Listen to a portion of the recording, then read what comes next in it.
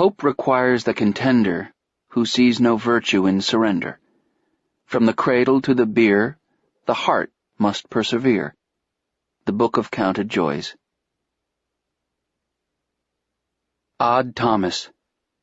Chapter 1. My name is Odd Thomas, though in this age, when fame is the altar at which most people worship, I'm not sure why you should care who I am or that I exist. I am not a celebrity. I am not the child of a celebrity. I have never been married to, never been abused by, and never provided a kidney for transplantation into any celebrity. Furthermore, I have no desire to be a celebrity.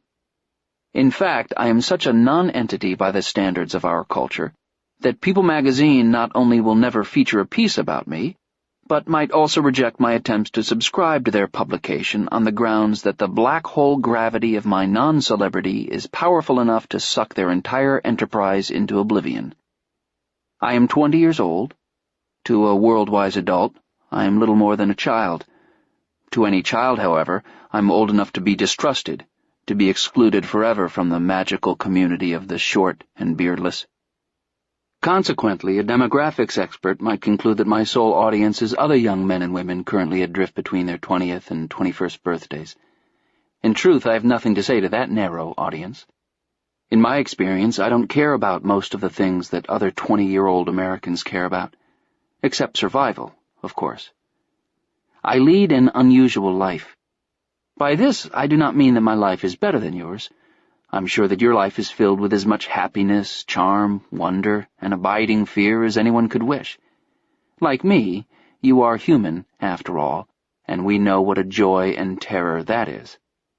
I mean only that my life is not typical. Peculiar things happen to me that don't happen to other people with regularity, if ever. For example, I would never have written this memoir if I had not been commanded to do so by a 400-pound man with 6 fingers on his left hand. His name is P. Oswald Boone.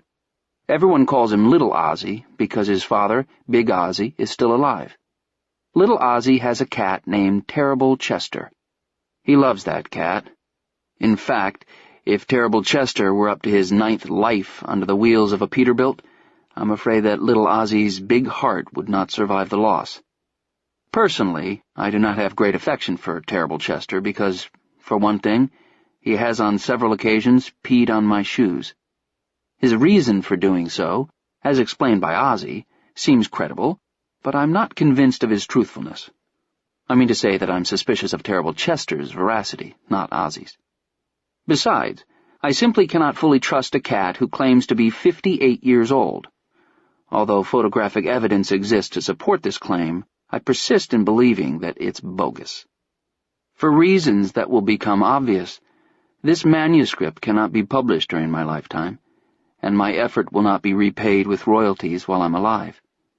Little Ozzie suggests that I should leave my literary estate to the loving maintenance of Terrible Chester, who, according to him, will outlive all of us.